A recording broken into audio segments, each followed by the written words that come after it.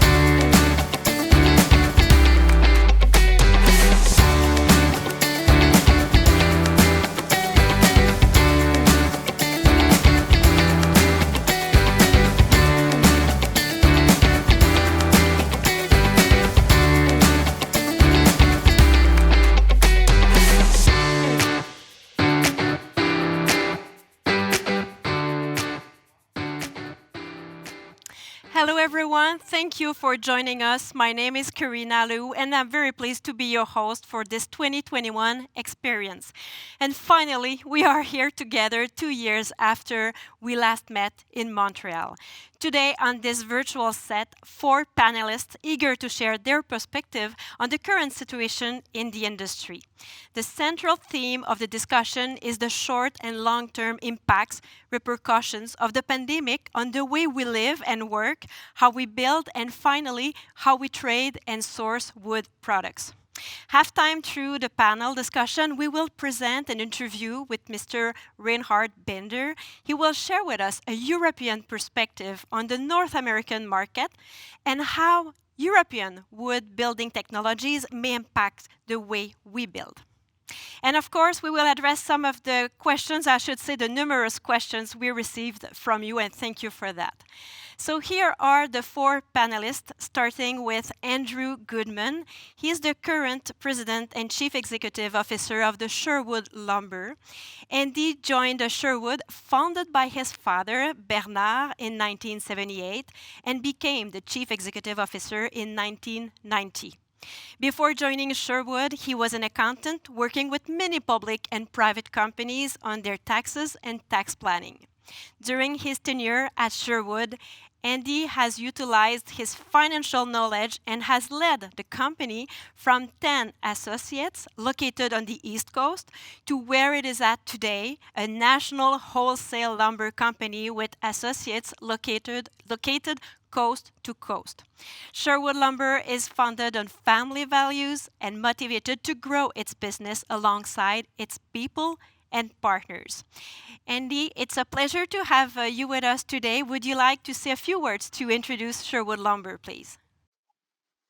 Absolutely. Thank you, Katrina, and thank you for having me on as a panelist. I'm honored to be part of the distinguished guests. So Sherwood Lumber is as you mentioned, is a family-owned business. It's now 67 years old, into its 3rd generation, and with plans to continue that for many generations to come. Let me just tell you a little about Sherwood that you may or may not know already. And as she mentioned in the bio, our company is really driven on the core values: respect. Respect standing for R, reputation, E, engaged, S, spirited, P, pride, E, execution, C, collaboration, and T, transparency. And equally important to all is our mission, which is we will be there with an impeccable customer, vendor, and associate experience. I truly believe that these statements have provided our passionate team of employees the common thread that cannot be broken and keeps Sherwood Lumber growing and succeeding year over year. Sherwood is a recognized national wholesale distribution company specialized in lumber, panels, and building materials for outdoor living spaces. We're headquartered in Melville, New York on Long Island, with over 90 dedicated employees operating across the country.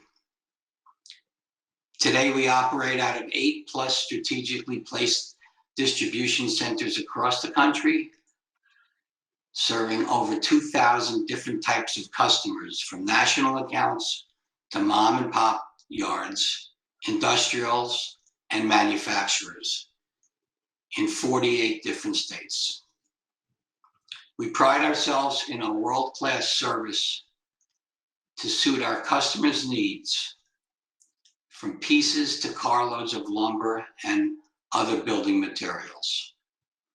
Always on time and backed with the most professional staff, from the forklift operators to our senior leaders. Our tagline, "We will be there," has and will stand the test of time, like the past 67 years that we've enjoyed at Sherwood Lumber. Thank you. Thanks to you. Merci beaucoup. Let me now introduce Craig Johnston. He's the President and Chief Executive Officer of Forest City Trading Group, one of the largest wholesale distributors of building products in North America.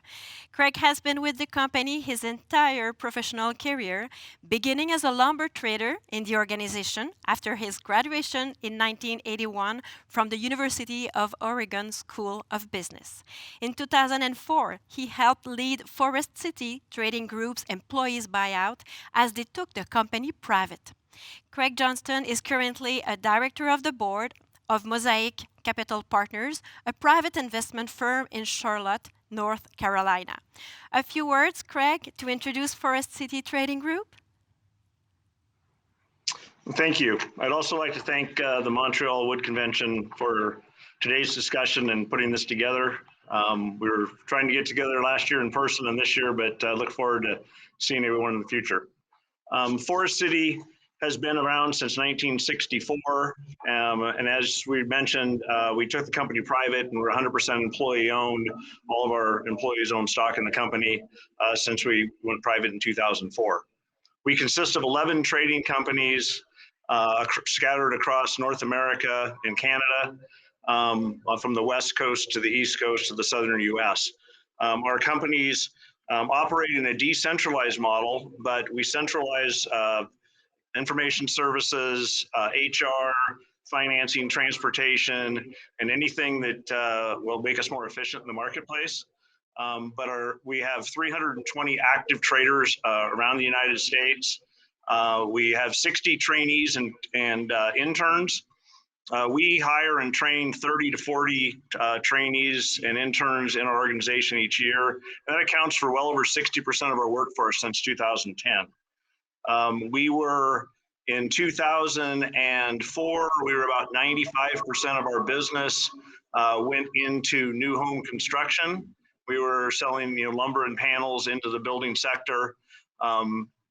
Post recessionary times from 2007 to 2010, we revamped the company. Since then, 60% of our workforce has been hired since that time, and we diversified into a business that today still is rooted in new home construction, but 35% of our business is in industrial, international business, infrastructure, non-residential, and non-building material products.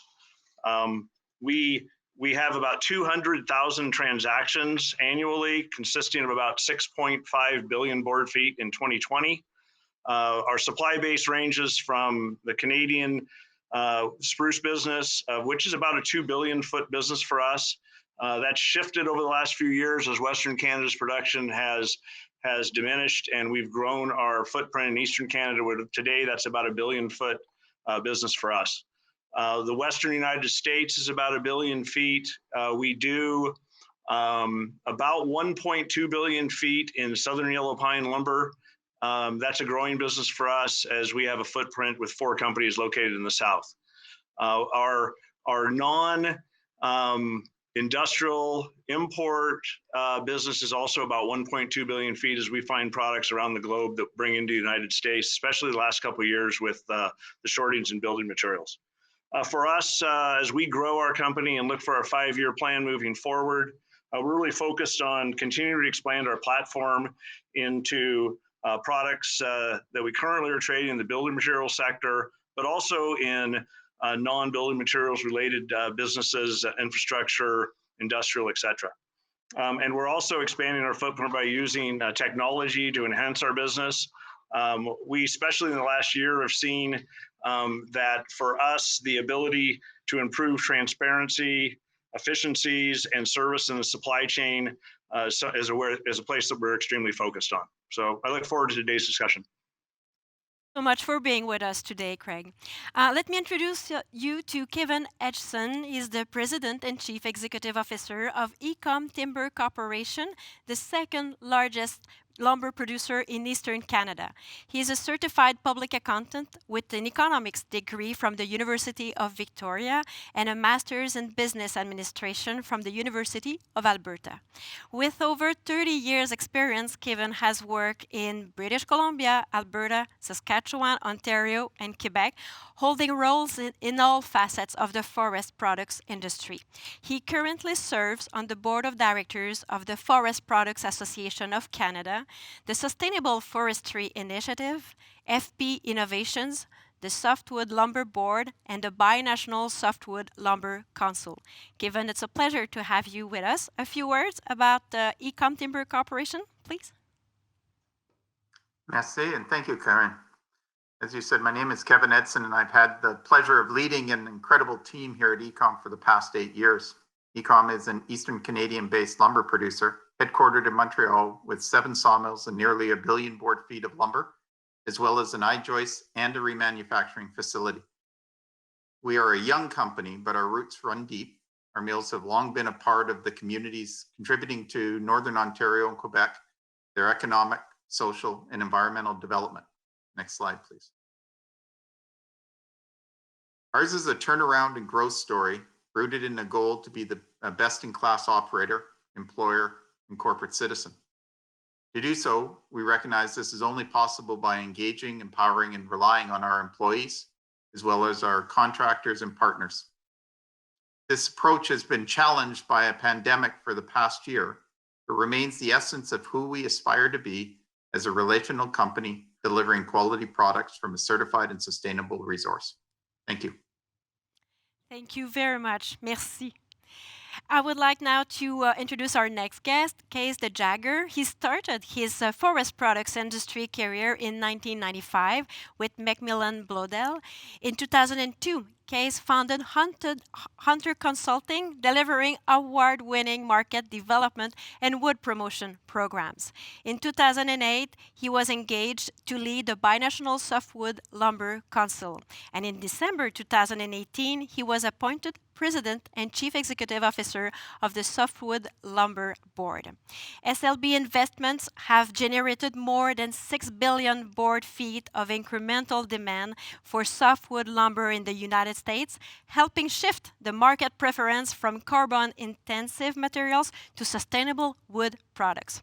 A few words, Kees, on the Softwood Lumber Board, please. Thank you, Karina, and good afternoon. I appreciate the opportunity to participate in this important event. A little bit about the Softwood Lumber Board. It's familiar to many of you, but for those who aren't familiar, we are an industry-funded research and promotion program, more commonly known as a checkoff. Some of the others that you may know are the beef checkoff and the dairy checkoff that funded the Got Milk campaign. You remember the milk mustaches. Those programs have budgets of over $100 million annually. Our friends of the paper and packaging industry also have a checkoff. It has a budget of about $24 million. The SLB's budget for 2021 will be $16.5 million, and that comes from 264 softwood lumber producers in the U.S., along with importers of lumber into the U.S. The SLB operates under the U.S. Department of Agriculture, but is governed by an industry board of 14 CEOs, including Kevin, who is our first vice chair. Most importantly, the industry sets our direction and investment priorities. So everything we do is focused on return to the industry. We're not a permanent organization. Every 5 to 7 years, industry votes on its continuance, and we require not only a majority of companies voting, but also the volume they represent. We've had 2 successful industry votes to date. The first launched our program back in 2012, and then the second authorized its continuance in late 2018 and 2019. The next vote for the program will take place in 2025. A little bit about what we do. Our mandate is very specific. We're focused on promoting softwood lumber with the goal of increasing and expanding market share beyond the single-family market. To do so, we invest in core programs in the areas of code through the American Wood Council, communications through our Think Wood program, and conversion, which is through our U.S. Woodworks program. That leverages many of the learnings that have taken place in Canada with a similarly named program. As part of our 2021 budget, we are expanding our efforts to include initiatives in areas of education and innovation, ensuring the next generation of architects, engineers, and contractors are familiar and passionate about building with wood. Means we have to invest less effort and dollars to converting buildings currently designed in steel and concrete. Supporting innovative approaches on how buildings are built and what products are used gives us an opportunity to capture more market share, particularly in the non-residential sector. Of course, we measure everything we do to ensure we deliver value back to the industry for their investment in our program. And since inception, the SLB has generated 73 board feet or $30.62 for every dollar invested by the industry. Thank you again for the opportunity to participate. Thank you for being with us, Case. And you accepted another role today to moderate the discussion. So I'm now handing over to you. Very good. Thank you again. And thanks for all of you who are joining us online. As Karina mentioned earlier, we'll be discussing 3 topics: the way we build, the way we trade and source, but we're going to start out with a discussion on the way we live and work. In response to the pandemic, companies and their employees have adapted very quickly to working remotely. No travel, meetings with customers, or networking with colleagues. Teams, Zoom, and other video platforms have become the new way of meeting face-to-face. After a year of operating in this new reality, and without the need to commute, some people have even decided to look for new homes, further away from their workplace, with more space for an office, or maybe 2, a gym, and a backyard. Of course, not everyone can work from home or will want to continue to do so, but many prefer it. So for the panel, will these changes be permanent? Will we go back to work as it was prior to March 2020, or something entirely different? Craig, what are your thoughts on this? Well, for us, because we were able to put 100% of our workforce working from home about a year ago this time. And we had actually tested that in February and made sure everybody had workstations and monitors and everything they needed. We're not in the manufacturing segment. We outsource our manufacturing to third parties, and our distribution is also the same way. So we're outsourcing to third parties. So we were able to mobilize pretty quickly. And as we see the developments that are going forward for us, as we start to migrate back into the office at our 13 locations, we're seeing a hybrid. So we're being flexible with this. We're being flexible with time allotments, people's ability to get the job done. And I think technology's played a big role in that for us. Our systems were able to handle that pretty efficiently. So I think long term, I think flexibility is going to be the key, and just making sure that we're doing everything that gets the most productivity for us. We also train a lot, so in-person training and Zoom training has been a bit of a back and forth, but we've had a pretty good success with it as everybody's mobilized around that. Andy? Yes. Our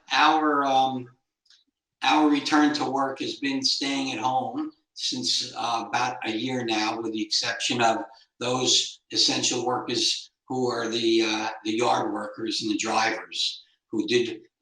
We took all precautions for safety, and we were lucky enough to not have any issues with any COVID within the yards that we're operating.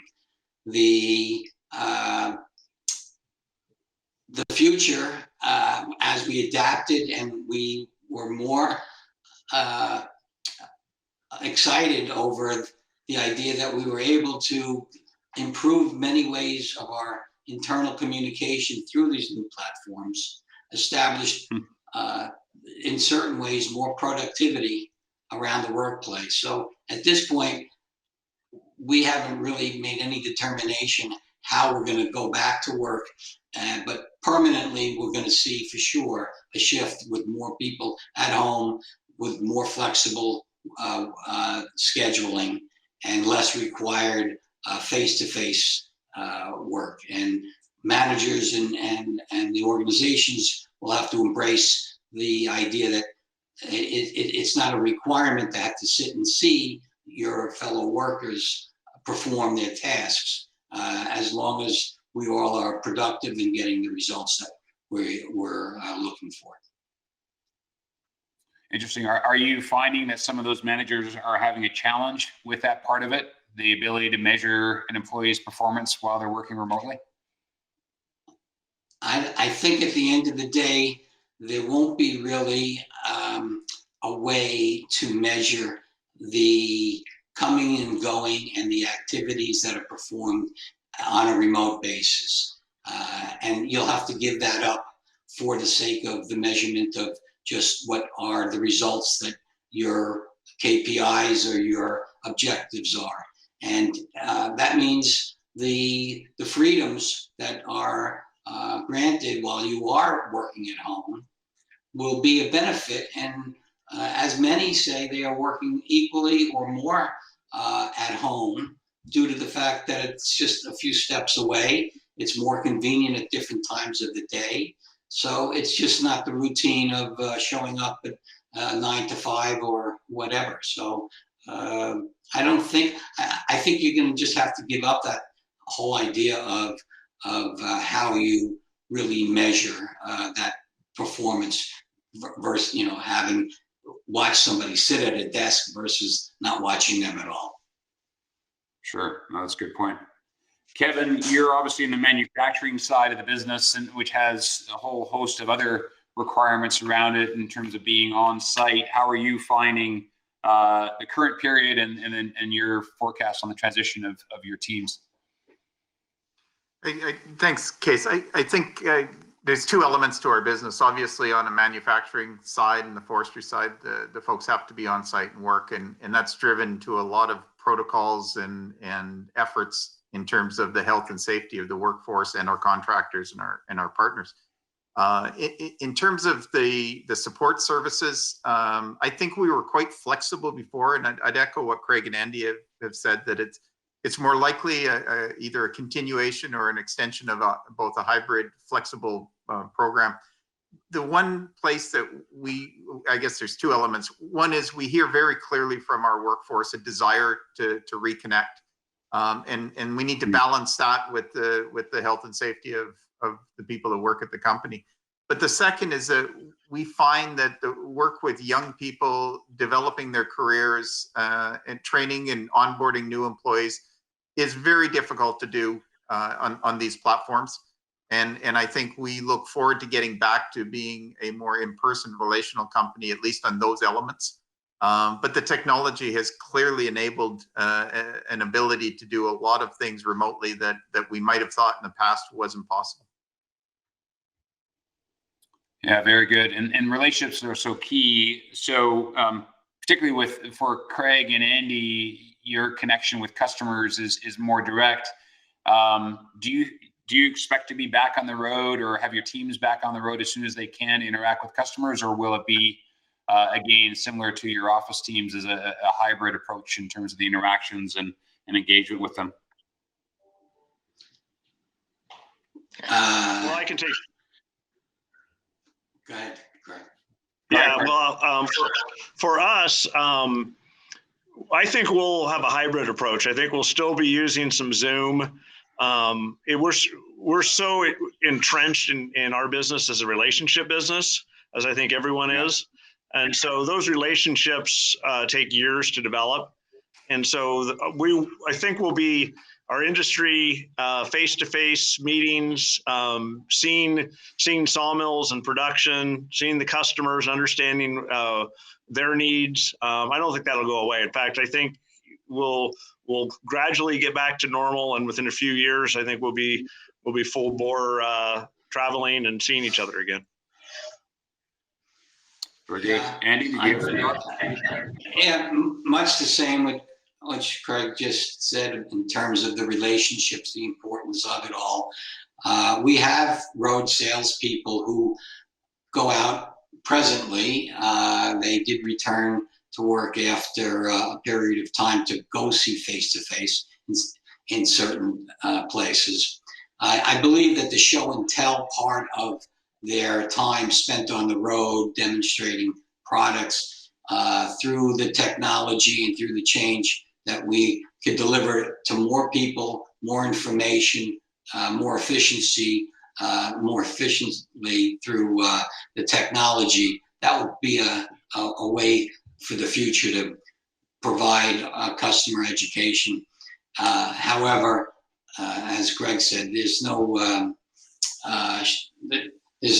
replacement for face-to-face visits with the customers. The picture tells a thousand words. So and much of the business as we know it, which is the backbone of our business, the relationship, over time it's been the successful method for us. So there's no reason not to return to it. Yeah, I think that's right. That face-to-face interaction, that networking is so important, and I guess that speaks to trade shows and conventions as well. The NHB recently just canceled their Builder show, but I expect they'll be back next year. NALA had a virtual event that was somewhat successful. But is your expectation that trade shows, conventions, those type of show and tell events, as you call them, will be back as normal once the viruses are in everybody's arms? I wouldn't know where the trend had been leading over the recent past, but my sense of it is, while everybody has had a shift in work balance, life balance in their workplace, the effort, time, cost associated to trade shows and the frequency of them around were maybe an overkill. And certainly from the exhibitors' point of view, who were running around week after week and spending time in the airports, and everything takes a bit more time to get to the place and set up, and the before and after.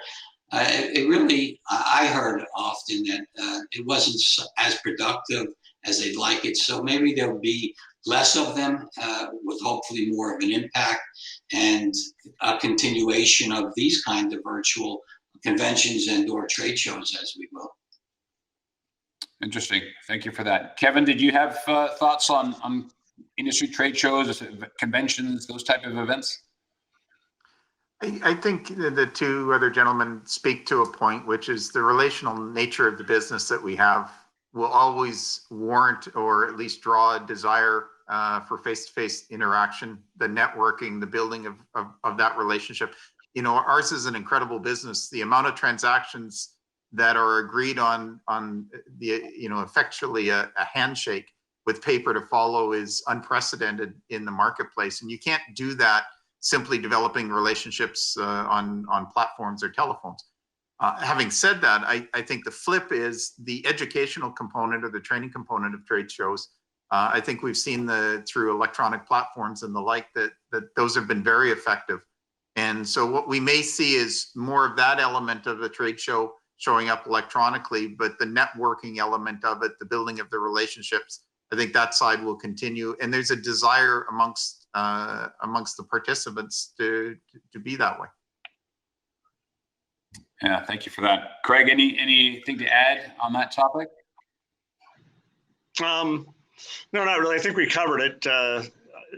Trade shows are, sometimes they get busy, but for the most part, it's not just the trade shows. It's getting out to seeing somebody on their own turf that we prefer a lot. Yeah, that makes sense. Good, thank you. So let's move on to our next topic, which is the way we build. The pandemic has led to changes in preference in terms of housing mix. A trend towards multifamily has shifted back to single family, and certainly the demand for non-residential construction has diminished, particularly for the hospitality sector. Demand for single family suburban and rural housing has grown while condos have diminished. Of course, the repair and remodel market has been extremely strong since people are spending more time in their own backyard. And then, as we mentioned, we've seen declines elsewhere. Curious, Andy, as you're looking forward in your business, are these just temporary responses to the pandemic, or are you seeing these as a start of a trend? So more single family, less multifamily, stronger repair and model, and a shift away from condos and downtown office structures? Well, there's certainly been a flight out of the big cities, the costly cities to live in, while there wasn't work, while there wasn't the leisure activities that the cities offered, and while the affordability over time, the trend has been who will remain in the cities at the cost of living. So there had been, whether it been the smaller cities, the sub-cities of the major cities or the suburbs, there had been a trend of people leaving that city. I think really what's going to determine how the cities come back or not, and they all have come back after disasters of one sort or another like this.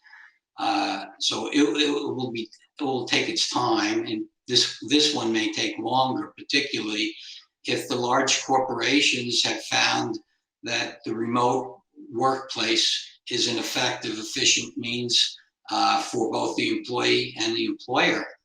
And if they don't occupy the downtown space and the number of people no longer required to commute to an office, I think the cities will have its challenges. And there's an enormous pent-up demand overall for homes since the crash in 2009. And the number of homes that were built, and especially with the millennials coming on board and being buyers, the market has a tremendous demand with a short supply. So I see nothing but a continuation, as they talked about it before the bust in 2009, that we have a population explosion for the number of homes that were and have been currently being built, and we're now reaching new records or getting back to really healthy numbers. Interesting. Craig, what are you seeing on the West Coast in particular? Well, it's interesting. Having a millennial son in the Bay Area working for a high-tech Fortune 500 company who was told a year ago he could work anywhere, and also told at the start of this year that they weren't going to come back to the office. His campus has 35,000 people, and they weren't going to come back to the office this year. So his ability to move anywhere and work anywhere is kind of, I think, a microcosm of young people that are moving into housing. He chose to stay in the Bay Area. He says now the Bay Area is starting in places to become affordable where it wasn't becoming affordable to buy a home a year ago. So I think we'll see a mix. I think we'll see people move back into the cities. I have a son in New York, would live nowhere else. So that's part of our cities are very vibrant. And so I think we'll see people move back and as time goes on. I also think the multifamily sector will come back. Right now the apartment size multifamily for a variety of reasons has slowed some, but we're underhoused in the country. We're definitely going to need affordable housing. So I think that sector will come back. It's a pretty big sector for us, and we're already starting to see an increase in jobs being bid for the third and fourth quarter. Interesting. Kevin, perhaps a perspective from north of the border. Do you see similar trends to what Andy and Craig are seeing? I think so. I think you have to start off by recognizing that the urbanization trend for the last 100 years has been pretty steady, and those drivers haven't changed. I would almost see that what's happening now is really just a bit of a slowdown, and maybe a leveling out of the rural urban sort of split. But I agree. I think as the next generation comes on and the one after that, we'll probably see a drawback into the city for all the reasons people love to live in cities. And I think the flexibility of being able to work from where you want, we're going to see families finding smaller communities making more sense for them. So I don't think we're seeing a major paradigm shift, but moreover just a balancing. Interesting. Very good. Well, that brings us to another topic that drove our business over the last 12 months around the lumber demand for repair and remodel, particularly outdoor living and people enhancing their living spaces.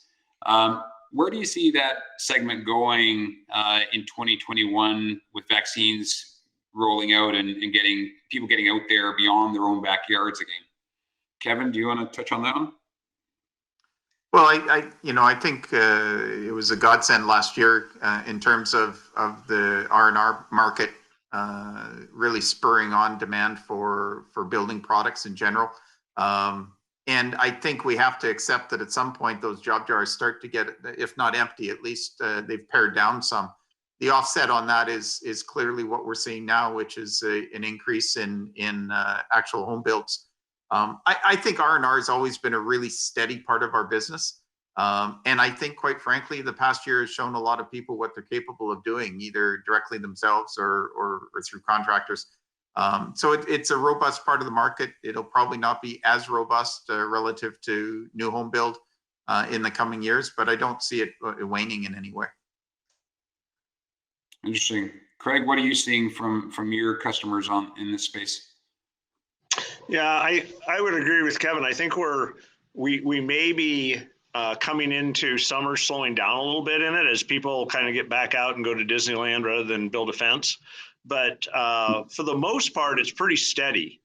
Our flow to our customers and some direct and some that service that business is still quite robust. And there's still a product shortage, especially some of those items, decking and fencing, some of the products that are going into that sector. So I think it'll take a bit to slow down as people still have projects that they put on and started to think about 6 months ago that are just kind of getting started. So, but I think it'll level out as the year goes on.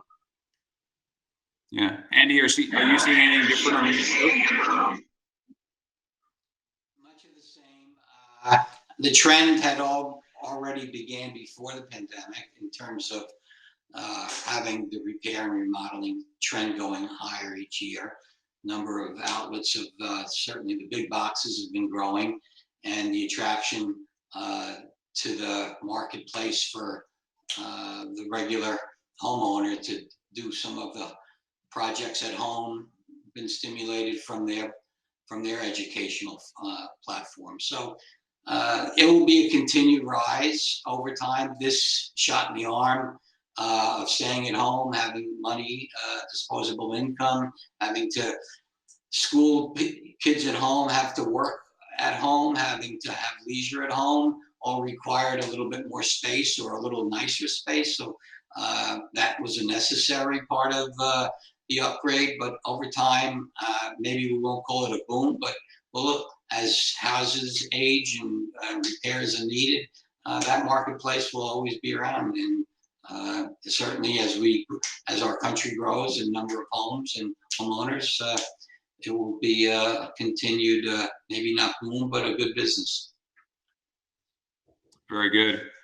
And I don't think this is necessarily tied to the pandemic. Certainly we were facing labor shortages before this onset, and with unemployment coming back to its pre-pandemic levels, labor shortages are going to be a challenge throughout the supply chain. When it comes to production, do you sense that this prolonged labor shortage will start really driving the shift to offsite construction? Perhaps, Andy, you can start commenting on that from what you see in the East.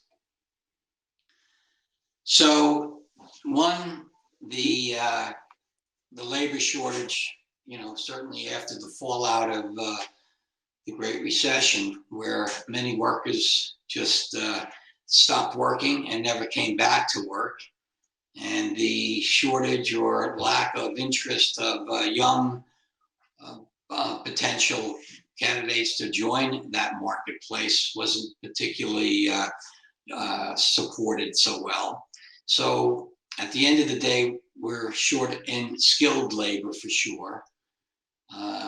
And there had been a trend of offsite prefab, as well as all of the wall panel and other prefab manufacturing had been growing, and for some good reason. One, whether you had a good labor force and a skilled labor force, whether you could schedule them better than out in the field, whether you had better safety and cost controls, and at the end of the day, there's been an emphasis on all aspects of what we do in quality, and the control and the quality of the work that came out of the offsite construction could prove to be better than the onsite. So I think it's going to be here to stay, and it's as it has been trending higher, it's just going to continue to go higher. Very good. Craig, what are you seeing? Yeah, we're seeing a continued growth with our customer base on some offsite construction, but it's still at whether it's the truss yard or the wall component plant or some of our current customers that are just adding capacity on the site at their lumber yards. It's a growing segment, and part of it is just the efficiency standpoint. Part of it's the demand at the job sites. And labor is all throughout the workforce, right? So like Andy said, it's electricians, it's plumbers, it's the whole workflow as we continue to grow housing. So I don't think it's a radical change that we're going to have someone come in and say we're going to build the whole house offsite to change the way we do business. That doesn't seem to be completely efficient at this point. Maybe in the future, but at this point, I think it's just going to be a continued growth throughout the supply channel to do offsite construction in segments rather than the offsite construction in the factory. Interesting. Kevin, does that pressure from the offsite manufacturers, particularly around automation and their quality requirements, put pressure on you as a manufacturer to make changes in terms of the mix you sell or the product standards you produce to? No, I don't think so. I think the standards of a craftsman building a stick-built house by themselves were reasonably high. I think with the technology that we have in sawmills today in terms of precision end trim and the like will allow us to meet any sort of demands that are required. And I agree with both Andy and Craig that I think this is an evolution that will continue to move forward, and people will continue to be drawn to the flexibility that softwood lumber provides in terms of a construction material. Mass timber's an excellent example of that. Well, that's a great segue to the next topic. RBC recently published a report on mass timber showing significant demand. We at the Soft Lumber Board recently completed a project as well in terms of demand estimation, or track very similar numbers to RBC. Just on the screen here where we see those opportunities, particularly in the non-residential sector as growth opportunities. The question is really around the impact of higher pricing on mass timber's growth. Kevin, just sticking with you, do you think the overall demand for mass timber products and those kind of systems will be affected by the high commodity price environment we're currently operating in? Well, picking up on the previous comments, mass timber is a long-term evolution of building systems. So as with all evolutions, there's going to be challenges, and currently high commodity input costs are an example. But I think the underlying drivers remain, and we really believe in this trend. I think this is the future of, at least in terms of multifamily, the way we're going to see the use of softwood lumber. Terrific. Craig, you deal with mass timber, or at least CLT, for rig mats. Do you see growth there, or growth in the architectural side as well? Well, I would echo Kevin, in that I think it's an evolution that is going to happen. I also want to kind of thank your work at the SLB for all that you guys are doing to promote mass timber in construction. And that education is imperative, and I think we'll continue to see that that not just in the multifamily sector, but in suburban real estate and office buildings, et cetera. So that I think it's going to be a continuing story. The CLT that goes into the matting side of the business is definitely impacted by higher input costs, but it's also impacted by the current administration and what we think is going to go on over the next couple of years with the pipeline business. That business is slowing down anyway on the demand side. Very good. Andy, are you seeing much mass timber out your way? I haven't seen much. I hear that there's challenges for those producers to procure product going into the open market for their KD material, as well as not having some of the timber base that they could work with, like for the veneers, like some of the manufacturers. So, but I haven't really had much interaction with any of it. Okay. Well, thank you very much. Thank you, gentlemen, for your comments. We're going to kick it back to you, Karina, for the interview with Herr Binder.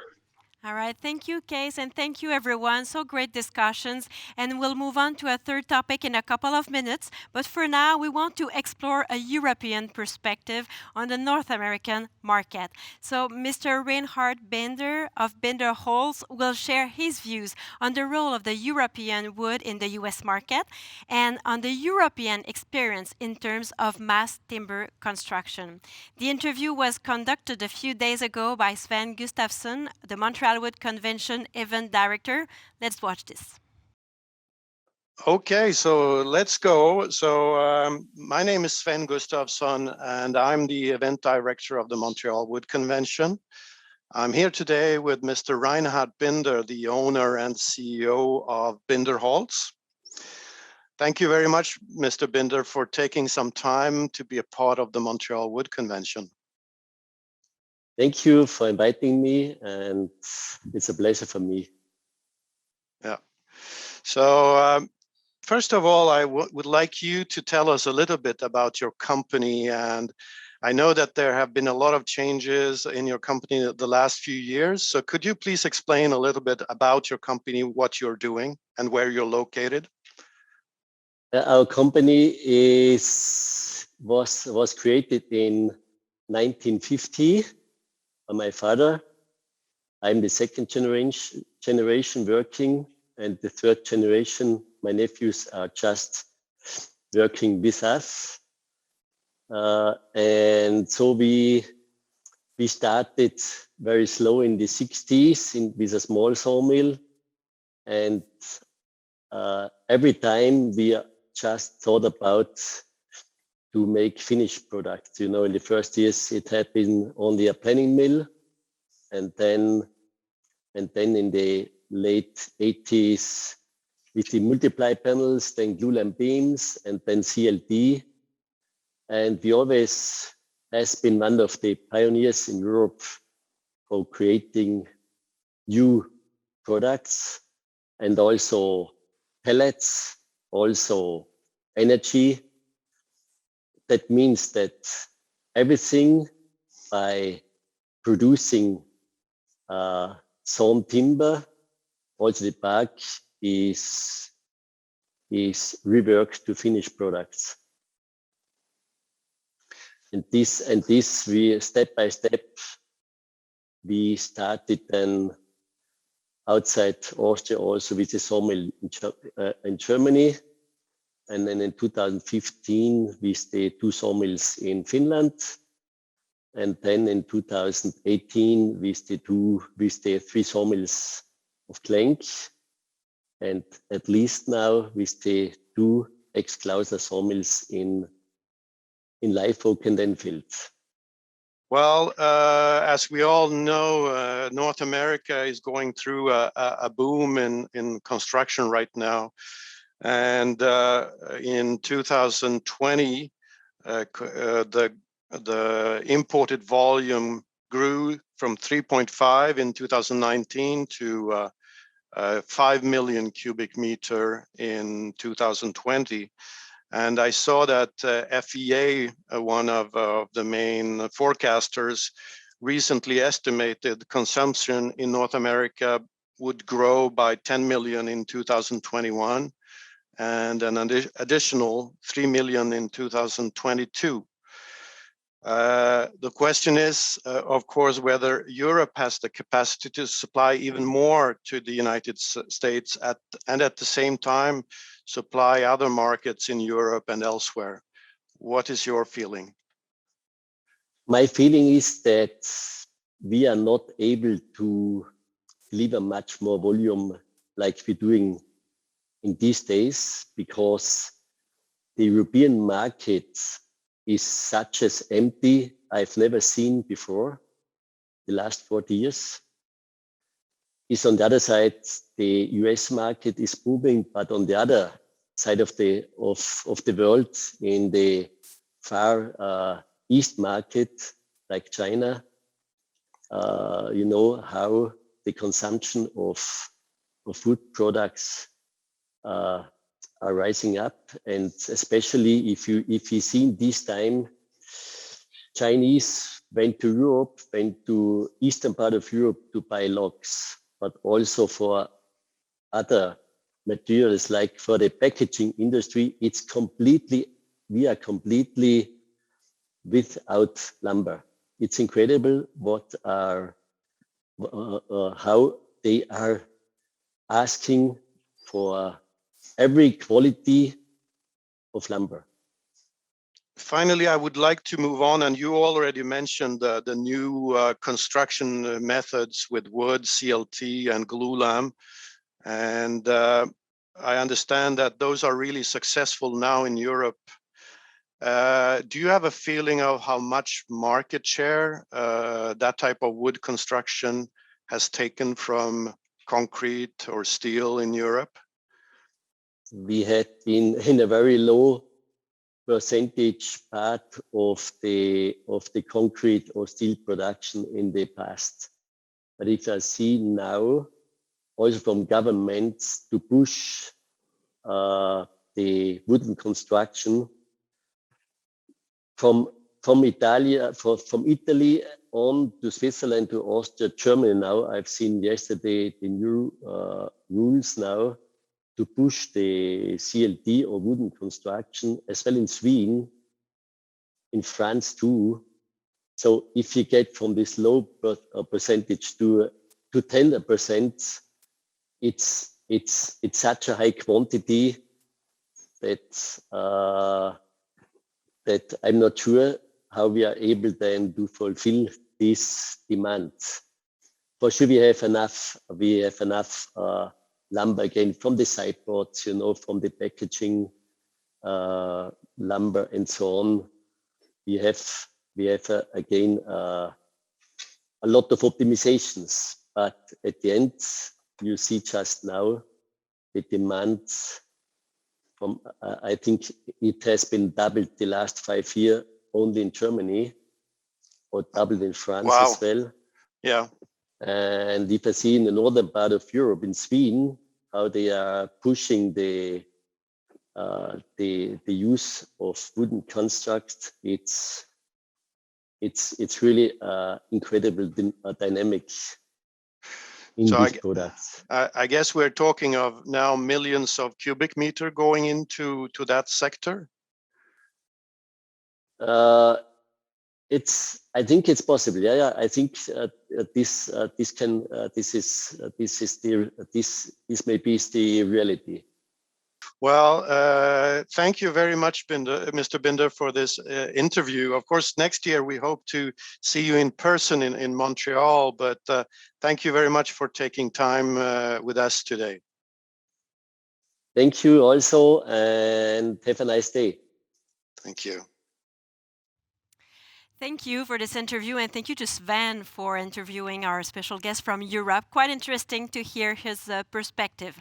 The entire interview, by the way, is available on the Montreal Wood Convention website. And now let's get back to our discussion with the panelists. Case, we'll discuss now the way we trade and source. Thanks very much, Karina.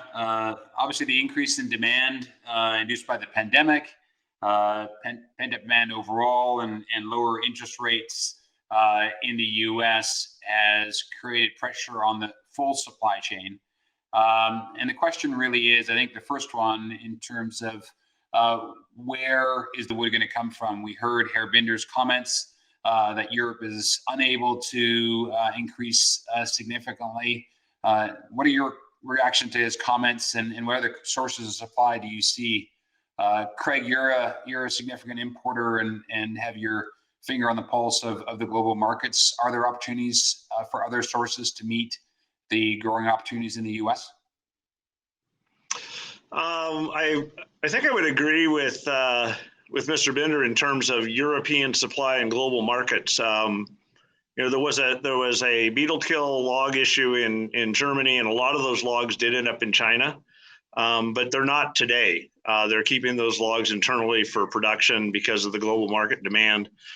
Places like the Middle East, where pricing was significantly lower than North America, have now caught up.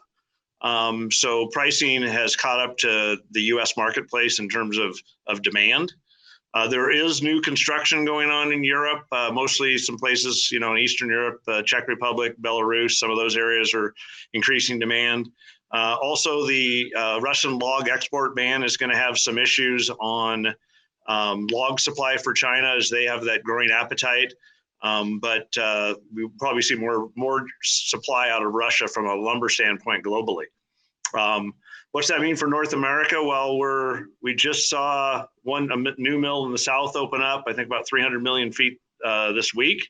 There's other new mills under construction. So long term, the fiber here is going to have to come from the southern U.S., and that seems to be where we're adding production rapidly. For us, that supply imbalance is really an education piece for our customers as we try to not just bring product from Eastern Canada into traditionally Western markets like Phoenix, but we've taken product from the south and shipped it as far north as Alberta, from the southern U.S. So we're educating our customers as to where we can get supply, how they can keep their plants running in these times. And I think there's always enough lumber to go around. It's just how do we get it from the supply source to our customers so they can operate. Thank you. Andy, are you seeing any sources outside of the U.S. South that could potentially come and meet the demand? We've been importing product over the years, some of the years heavier than other years, as a alternative and additional supply channel. There hasn't been, other than the desire from the government right now to see whether the sawmills can produce more lumber out of their existing mills, and I'm sure the mills are trying to produce as much as possible in a given shift or 2 shifts, or as much logs as they can procure to keep full tilt operation. But at the moment, as Greg said, European market and Chinese markets and the world markets, their demands are rising, and the balance of supply will continue to stay closer to home if there is that demand. So I think we'll be challenged we'll be challenged with high prices for sure, and certainly certain supply channels that are just drying up, whether they be products that are going on contract or on exclusive arrangements. So nothing that I can really see that's going to do any short-term relief. Interesting. Thank you, Andy. Kevin, so it's good time to be a lumber producer, except you got to find the trees.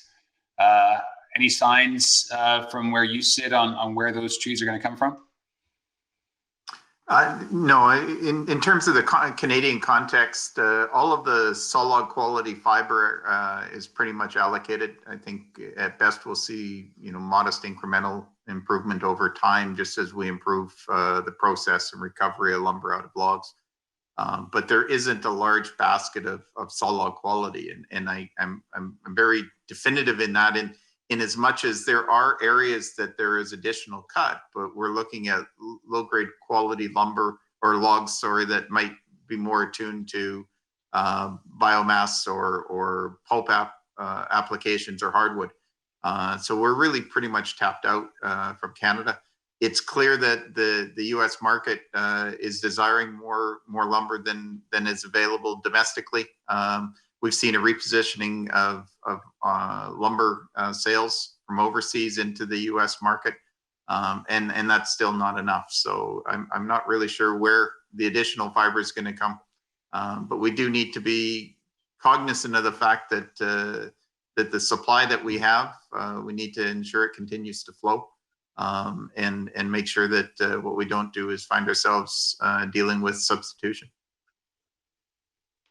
Yeah, no, that's a really good point. And obviously that tight supply leads to strong pricing, and no other global wood products market has seen the extreme price volatility that we've seen here in North America.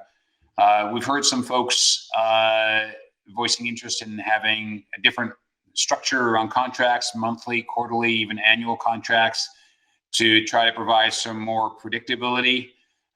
From a more North American perspective, do you see any realistic approach in changing how we sell or go to market in North America? Craig, I mean, you guys are traders, so do long-term contracts make sense? Well, I think it's probably a better question for the producer, because kind of depends on how they price their log supply, their input. And that, in a lot of ways, in a lot of areas, is a spot price more than a long-term price. We're the only country that kind of does this on a transactional day-to-day basis in the world. So it creates this volatility that we're seeing this past year or two. As supply demand gets out of balance, you're going to have some volatility. And then as you slow down price discovery, you generally have more volatility in most commodities. So because you get these gaps in price discovery. This particular year, the average price increase or decrease, the average price change in random lengths composite was $28 per thousand per week. The highest we've ever had in history was $8 a thousand in 2018 in that one spike. It averages about $5. So we've had tremendous volatility this year. As supply and demand gets back together, I think that'll decrease, but you still need daily price discovery to kind of keep that volatility from having these gaps in pricing like we experienced. Thanks, Craig. Kevin, he's pointing the finger at you. Any insights in this? I think the concept we have to understand is really about price cycle alignment. And I think Craig makes a good point. It starts with logs, goes through the manufacturing process, it goes to the intermediary, and then ultimately to the home builder or the consumer. It's part of the same conversation that we had previously in terms of the impact of pricing or commodity cost inputs on mass timber. There are technologies available. This is not an ability to find ways to balance out that. The Chicago Mercantile Exchange and the hedging program that would be available for buyers or sellers is an option. There is at least one electric platform that I know. What we've got is a lot of process inertia, and it requires a certain level of business acumen and maturity to understand the requirements to find that sort of alignment over time, that we get a better sync. So I think it's very possible, but it doesn't come easily to a business that's been built over a century in terms of that price discovery, almost on a daily, but most certainly on a weekly basis. And it's going to have to require a leaning into some of the technologies that are available to at least find some stability. But that's no more a producer's issue than it is a consumer's issue. Consumers have every availability that a producer does in terms of finding tools for price stability. Andy, what are your thoughts on this, on pricing overall, and more specifically longer term contracts? So there's a lot of angst when the prices, as Greg just talked about, the $28 being the average over 8. And that's not every year. And I don't think we sit here and believe that for the next decade, every year is going to be as volatile as we've just experienced in the past 12 months or 18 months. But there'll be volatility.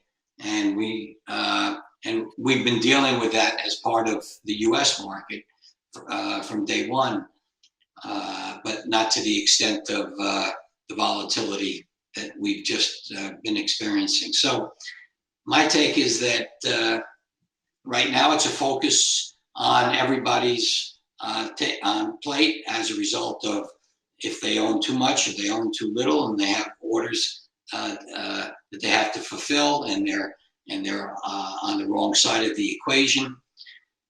But over time, it seems to me that we should have some more steady pricing rather than this volatility on an average year over year, due to the contractual arrangements for a greater percentage of the production, at least from the north side of the states, on a contractual basis based on a formula. And so their wood isn't in the open market. It has to go to price discovery to find what it will take in an oversupplied or undersupplied market. So over time, I believe we should probably be, we don't need any new agreements. We just need to go back to a little bit normal demand supply. Very good. Thank you. Craig, when you and I were chatting yesterday, we talked a little bit about our experience in the early 2000s with electronic trading platforms, specifically Forest Express. More recently, we've seen startups like Materials Exchange and Yesler coming on stream. And has their time finally come, or are we going to stick to the normal way of trading? Well, I think we'll evolve into the use of technology. I think we already have a lot. Some of that is with by necessity over the last year. I think we'll evolve where technology will have a bigger role in our industry in terms of the business platforms that come out and put that together. I think that's up for debate. But what we believe is that the industry is still, and you're seeing this today, the industry is built on relationships throughout the supply chain. And I think technology can help those enhance the efficiencies of that supply chain.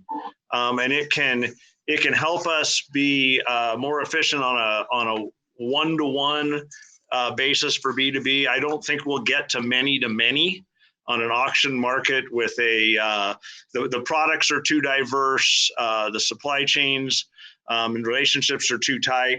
So we look at technology to be kind of a really to enhance the transportation, the efficiencies, take cost out of the supply channel, and work on that one-to-one relationship with supplier and customer, just to make the whole process more efficient. And enhance the business that we're doing today. Makes sense. Andy, are you incorporating electronic trading platforms into your business? Like Craig said, it's, if whatever can come along, and it's coming along, although, the idea of the trading platform, which has been tried and tested over the period of time, just hasn't found its place just yet. The idea of having a simpler, more user-friendly, more resourceful, more efficient method to exchange information, to the relationships that we have with one another, and make it more transparent and convenient. Those will develop, and those will stay, and those are the things that we were forced to start to use in this era. and they'll be around. The other idea of just the open market bid and ask and finding sources, there's consolidation at the vendor and customer side is one place that if there were a growing number of vendors and a growing number of customers that you needed to reach out to, that you needed to source, there would be more this would provide more of a solution of a trading exchange. But it's getting narrower. The field is getting narrower. So it has to find a place. It will find some place. I'm not exactly sure how it will impact everything. Thank you. Kevin, are you seeing a place for these in your business? No, I agree with Craig and Andy. We've had a customer portal for some time. It facilitates the relationships we have with existing customers. Ours is not a business where if you're trying to source wood or if you're trying to sell wood, that there is an inability to connect with customers. It is about building those relationships. And so I think technology is going to, as Craig had said at the beginning, is going to facilitate that. And Andy gave some good examples. I think the more effective use of technology is going to be about addressing the volatility.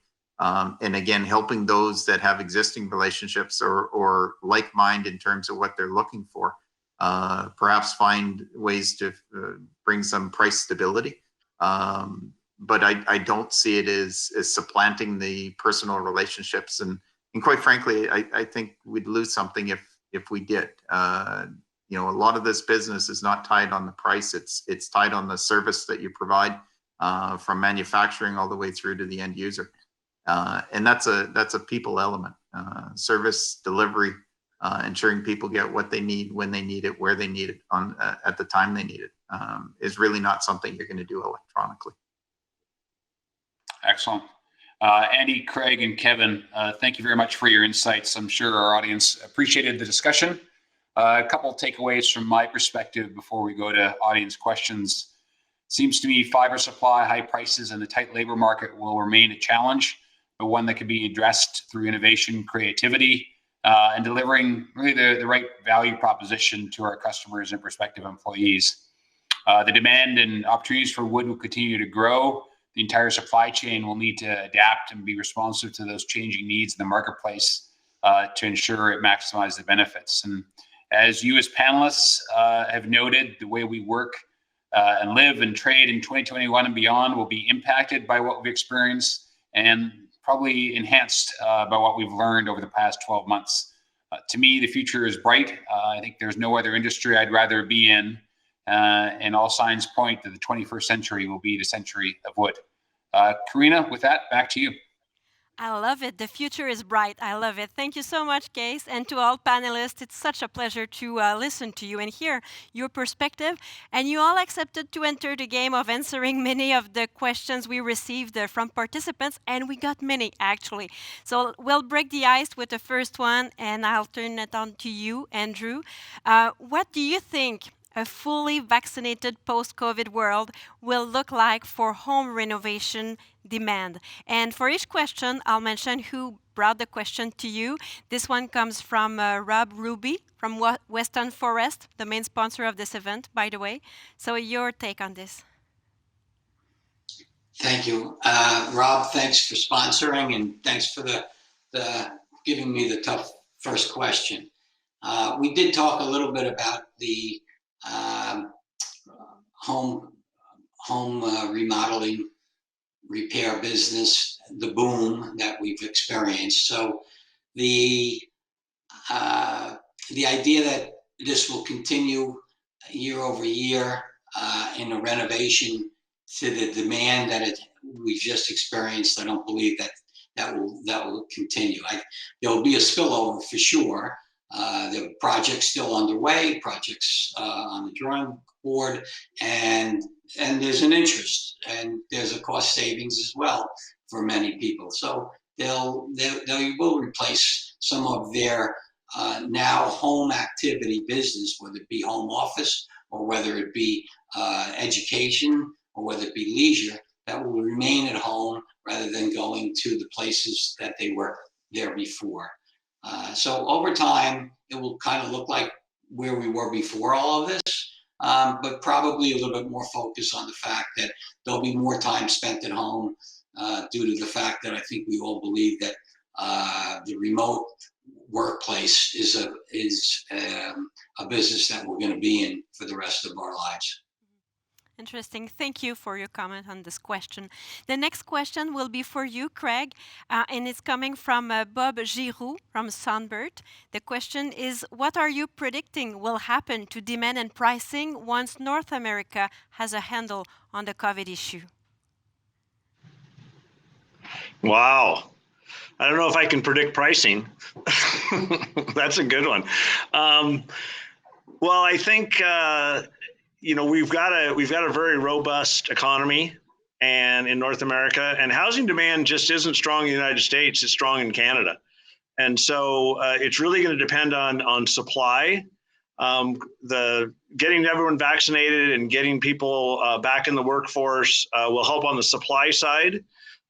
Where we can probably get some shifts up at some sawmills that have been curtailed in the South. We can get employment back to the production side of the equation, and over time, supply and demand has its way of work its way out in our industry, and that will have the biggest effect on pricing. I was smiling earlier. I was at a convention. I've been around a while. I was at a convention in 1993 in Chicago, and the title of the convention, this is when we had the spotted owl crisis, the title of the convention is, "Where is the lumber going to come from?" And it was really a discussion from the national home builders that they couldn't get lumber, but they could get lumber, they just didn't like the price, right? And supply and demand have a way of coming back together, and I think that'll happen at some point. Thank you.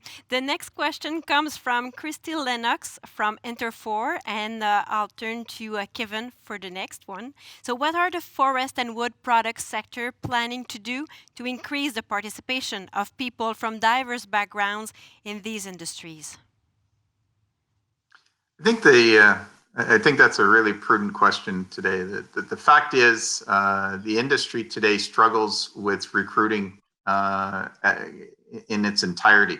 And therefore, the source of that solution is going to lie in parts of the population that are not currently well represented in our industry, and that's both the gender and visible minorities. To engage those populations, we first have to recognize what is it about our industry that is not attractive. We have to make sure that there is a discovery of the opportunities, both in terms of the technology and the communities that we function in and the like. And it's really an engagement and education process, both for us as an industry to understand what it is that we need to do to encourage these people to be interested in working in our industry, and for us to educate people on what those opportunities are. We have a lot of folks that are getting nearer to their retirement date and their start date, and it's really a pressing concern of ours in terms of encouraging the broadest number of people to be interested, so we can find the very best and brightest to join us. Interesting. Thank you. Case, the next one is for you, and it's coming from Julie Gravel from Riam Lumber. The question is, will high lumber prices lead to lost market share to steel and concrete construction? Thank you for the question, Julie. Another crystal ball question, I think. I think there's always risk of substitution and market share loss in markets where we dominate, like single family.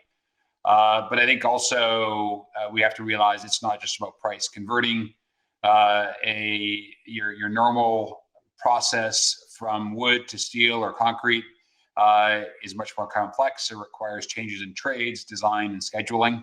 And certainly other prices are experiencing price increases, although not as significant as lumber.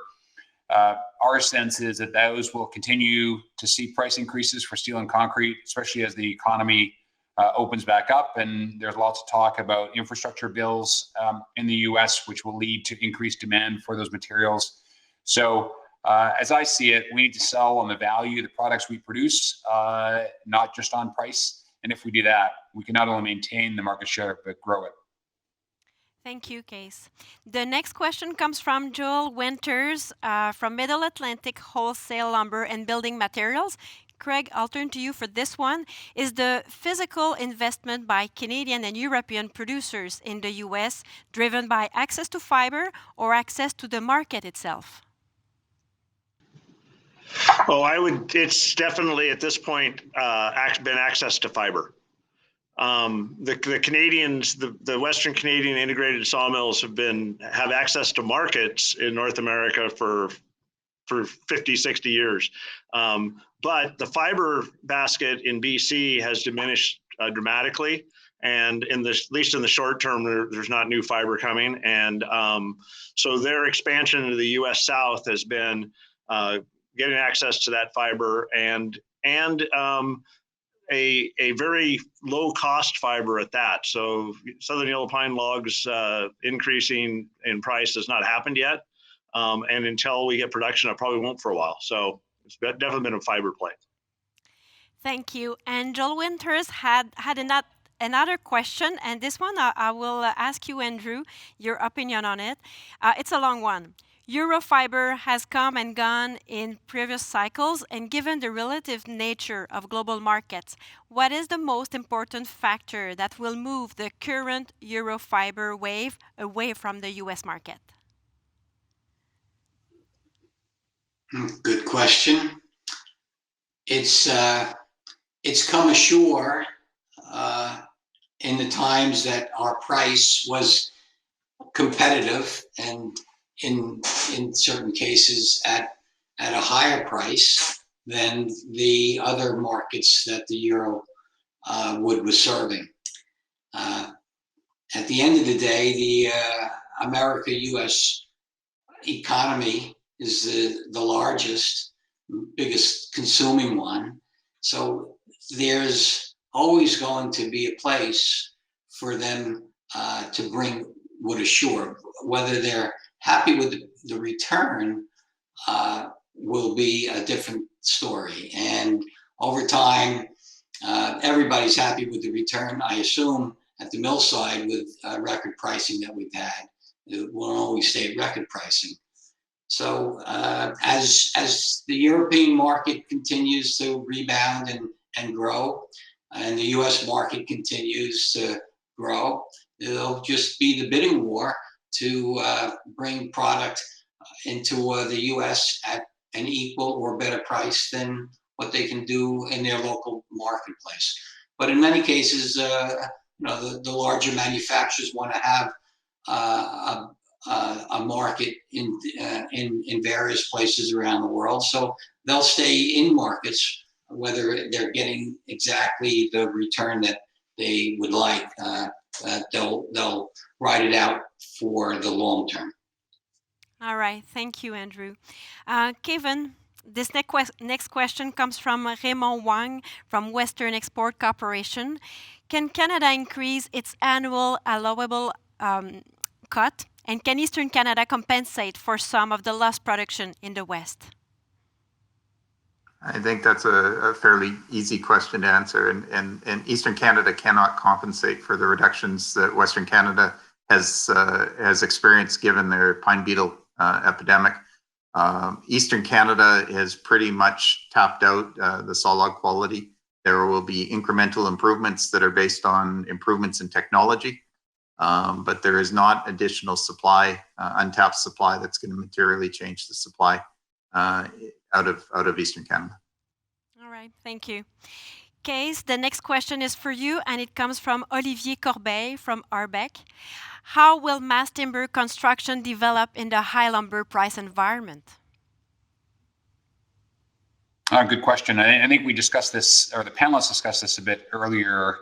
And I agree with them. Mass timber is part of a much longer term trend that will continue to take hold in the US as it is in Canada and elsewhere.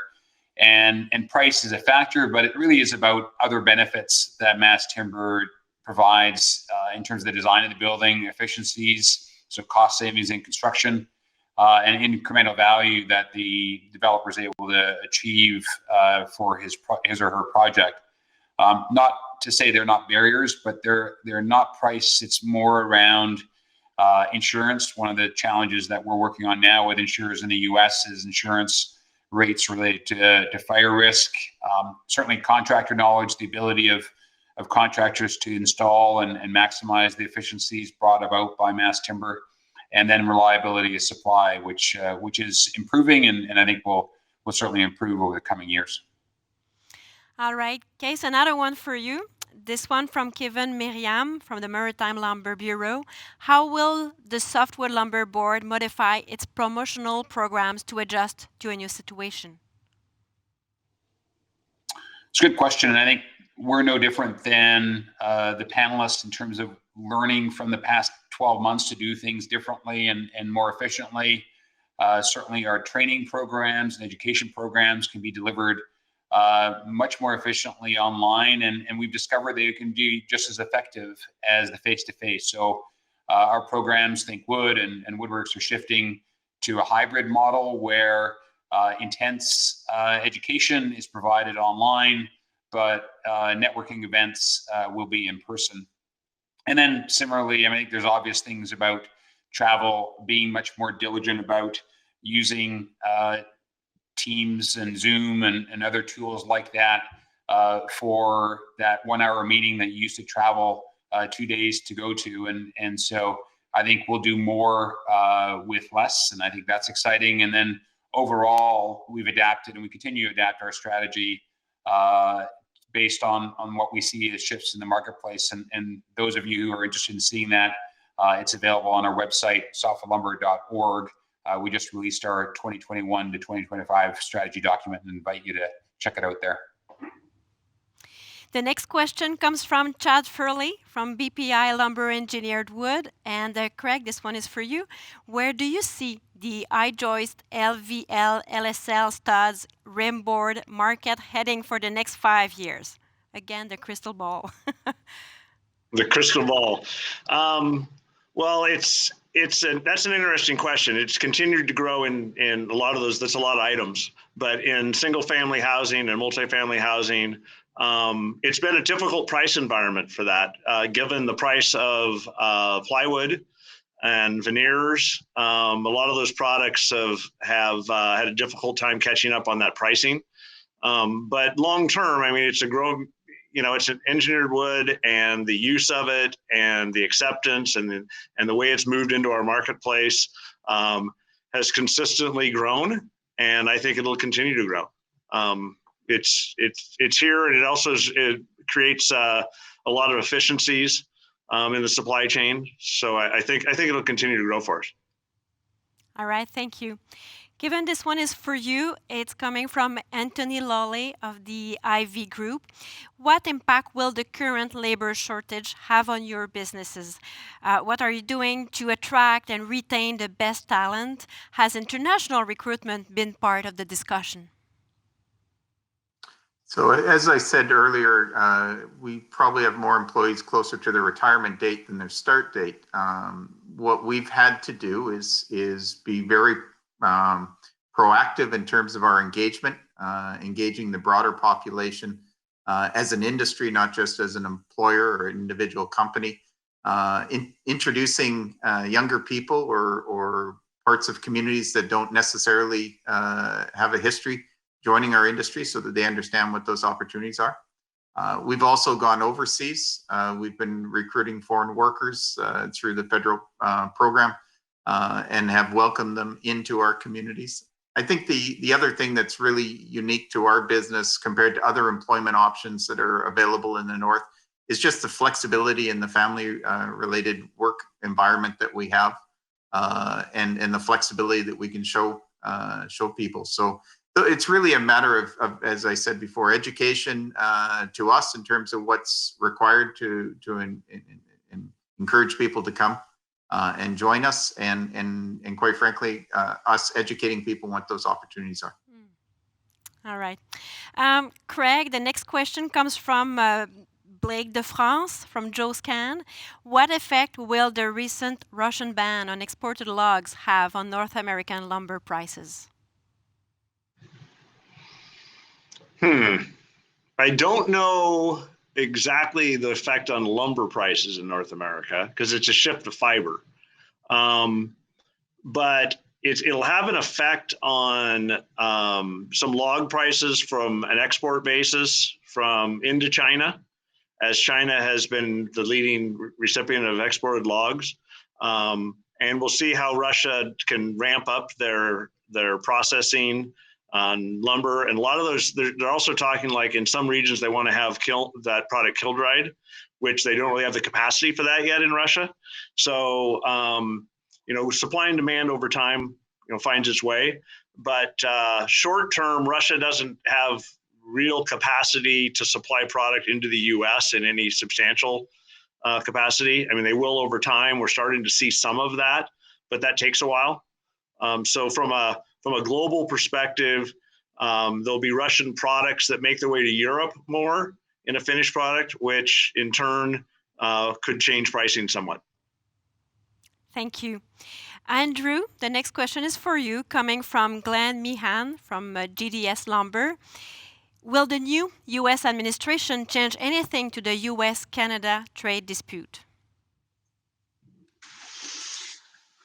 That's been an ongoing question to be answered from each administration to the next one. With the current environment of pricing and all of the pressure and all of the home buyers that are being out of the market as prices are going up on the cost of the construction, and they're being limited to the affordability. I believe that we will try with this administration particularly to lighten up any which way to bring product at a lower cost with less duty or tariff opposed to bring price stability and affordability while for the most part the marketplace is under stress over this rising cost of construction. So for sure, I believe that we'll try to have a better relation in terms of a friendly and a lower tariff or lower cost. But this is nothing new. This dispute has been going on for good reasons over years and years and years. Thank you. Thank you for sharing your thoughts on the subject. The next question is for you, Kevin, coming from David Duncan from Let's Plant Trees. What impact will the Canadian federal government's $2 billion tree planting program will have on the availability of nursery seedlings? I think if we don't address the supply side, then certainly it'll cause a challenge either meeting that goal or the impact on industry in terms of its regular reforestation.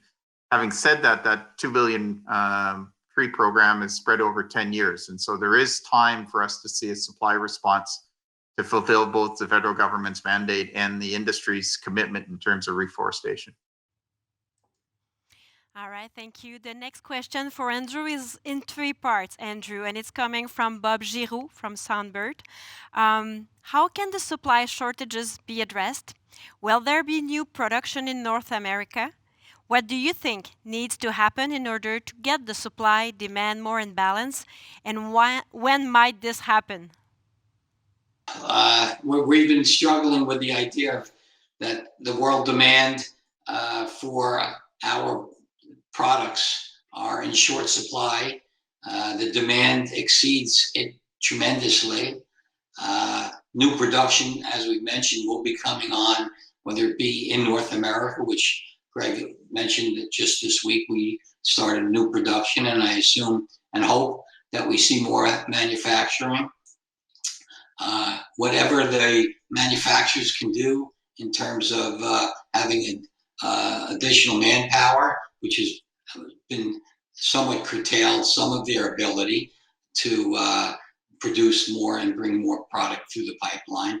And I guess there's supply shortages may be addressed with things that the builder never really considered, which is, different substitute products for the time being, whether it be different species of lumber or whether it be pre-manufactured lumber. There's just maybe just different considerations just to build the bridge in the short term. But over time, it will hopefully, as it always does, bring an equilibrium.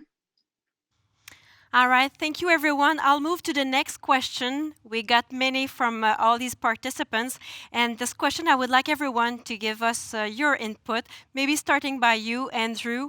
The question is coming from Ryan Rotondo from Rawson Lumber. When do you expect the market to return to normal? Short and interesting question. Andrew, your thoughts on that? So, Young Frankenstein, if you saw the movie A.B. Normal, not abnormal. Maybe when we return to abnormal, which is the new normal, will be the way that we'll be operating. So the current situation is A.B. normal for sure. The new norm won't be the way things were pre-pandemic. It will be a mixture of how we operate today and how certain parts of the scrutiny and the tight protocol that we have in place will be loosening up. And so another year or so, we'll return to what will be the new norm and probably make adaptations as we go along with that new norm. All right, interesting question. Kevin, your thoughts on that, the new normal or the normal? Yeah, and what is normal?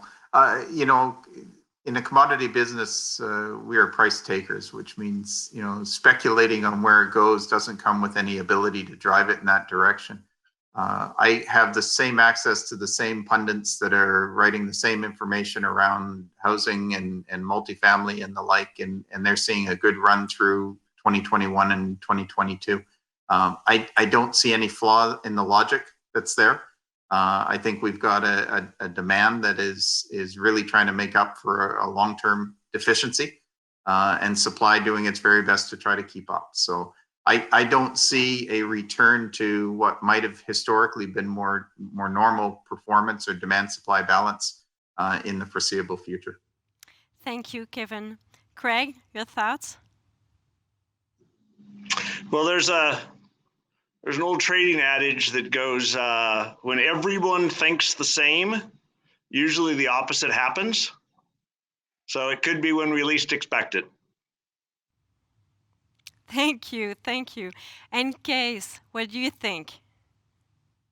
Well, I don't think my crystal ball is any clearer than anybody else, and so I echo what the others have said. I think the new normal will be a different type of operating environment, but we'll adapt. And I, as I said earlier at my closing, I think the future is bright for all of us at this point.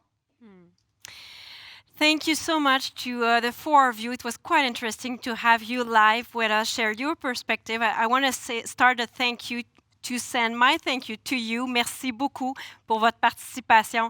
I wanted to bring this French touch. We're in Montreal after all. I want to make time to thank Mr. Reinhard Binder of Binder Holes for his insights, very invaluable. And of course, the partners of this event. It was made possible thanks to the generous contributions of the sponsors, starting with Western Forest, as well as the Bid Group, LBM Advantage, USNR, CP Rail, Boscus, Sunbird, OLMA, DK Spec, Boise Cascade, Fonds de Solidarité, FTQ, and Hub. I would like to have a big round of applause. Thank you so much to all the sponsors. The host of the Montreal Wood Convention, you know them well, the Ontario Forest Industry Association, the Maritime Lumber Bureau, the Quebec Forest Industry Council. Special thanks for providing the PowerPoint slides illustrating the different topics. and of course the Quebec Wood Export Bureau are truly looking forward to seeing all of you in person in 2022 at the Fairmont Queen Elizabeth Hotel in Montreal. Thank you everyone for participating to the 2021 experience. Be safe. Merci.